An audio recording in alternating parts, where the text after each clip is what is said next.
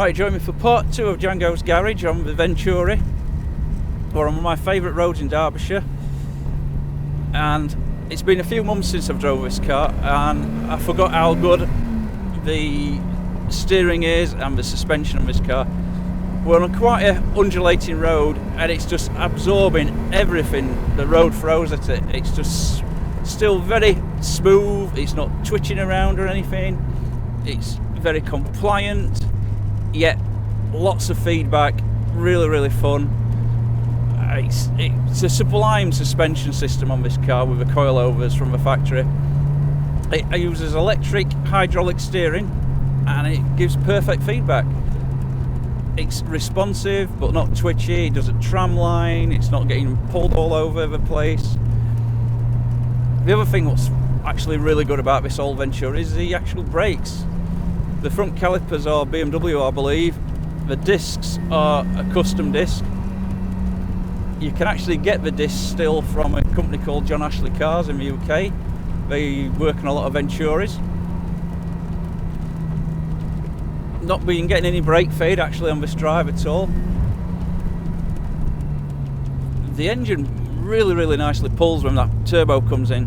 There's a little bit of lag below 2,500 RPM, but once you get the revs up, as you'll see now, a little bit of rear end out into third, this next corner. Having to be a little bit careful because the road's really cold today.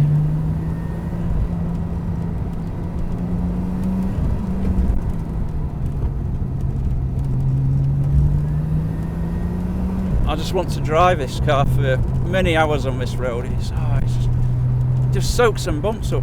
It's just absolutely beautiful to drive.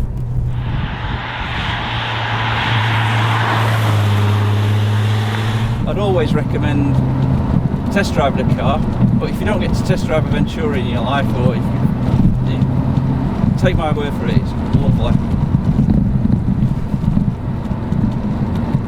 A few little down points I forgot while I'm driving this car is some of the gauges on the dash. The steering wheel obstructs them, so I can't see my fuel gauge, but it's not a major thing, you can just move your head and see it, but it'd be nice if it altered the gauges a little bit further out past the steering wheel. I can't see my oil pressure and oil temperature gauges, but I just move my head the opposite way. So they're the two little downsides. The steering wheel position and the seating position is really nice. The pedals are dead in line, you're not sat in like a Ferrari or a Lamborghini where you're offset maybe, or an old Triumph. You can heel and toe if you need to. The clutch is quite light, the gearbox is really precise. It's not like a gated shift Ferrari, but it's still very it's not, you're not searching for a gear like in an old Ford Fiesta, let's say. I'll just spin the car around and do this road again.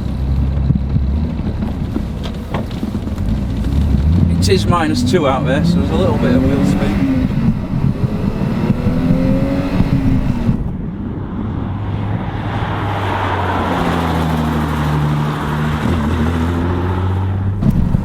To 60, it's around about 5 seconds. Some say 5.2, 5.3. I've timed it a couple of times, it could be around that, usually 5 seconds. Top speed, the claim is around about 168 to 172 miles per hour. It's more than enough in a car like this.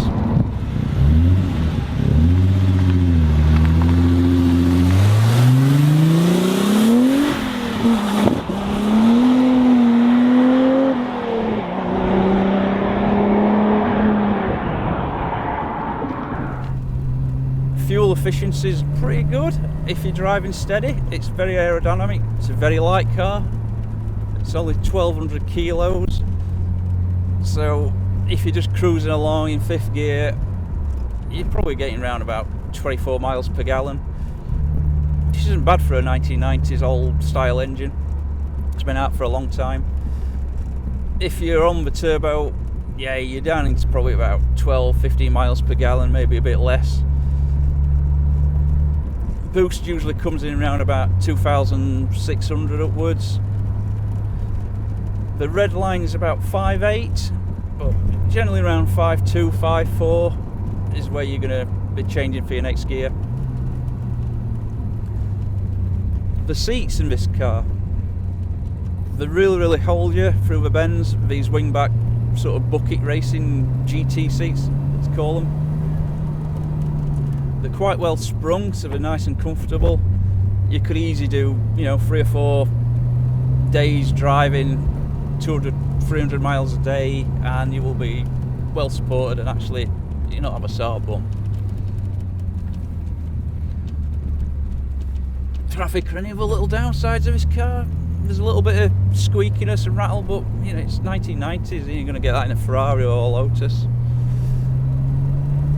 The heating seems to be lovely. It's, we're really cold outside today, and we're on high, and all the vents are blowing nice and warm. If you're going to drive it in all weathers, using Mercedes wiper arm system, so you got really good wipers. It's not like an old Triumph where the wiper's not brilliant. It's a Mercedes unit from the 1990s. Single, it just works really well. Everything's to touch. Everything's where you want it to be. I mean, it's even got a nice stereo, this car. It sounds really nice. And if you're not thrashing it, you can actually hear the music. It's a good quality system. I've owned this car now for a few years, done about 3,000 miles, and I think it's been an absolute pleasure to own such a rare car. I am selling it, and I'll be sad to see it go because it looks so gorgeous with the lines of this car. And what do I replace it with? That's the next question. If it's such a good car, why would I sell it? But I just don't get to use it. We've got the Lamborghini Diablo in the collection now, so that's going to be getting used a lot more this summer. But I would like to get a 400 trophy Venturi. That's sort of the next step, really. Is if I can get one of them, that'll be a keeper car. It'll be like a mini F40. Oh, that turbo boost, it's just addictive. And maybe a Ferrari 355. Everyone keeps telling me they're the best car, of the 90s. Jeremy Clarkson said that. A few other people I know who's owned them and drove them, they say the 355 is a car you should have in your life. Maybe. I still fancy a 512 TR Testarossa. So that's the only reason I'm selling this car, is to basically move on to the next sort of dream car. Another broken dream, as I would say in my channel. So thank you for watching. I hope you've enjoyed this little mini review, part 2 of a Venturi road test. Please subscribe and leave any comments, click like, and if you have any questions about the Venturi or any other models of the Venturi, please ask. I'll try to answer all these questions, and thank you for watching.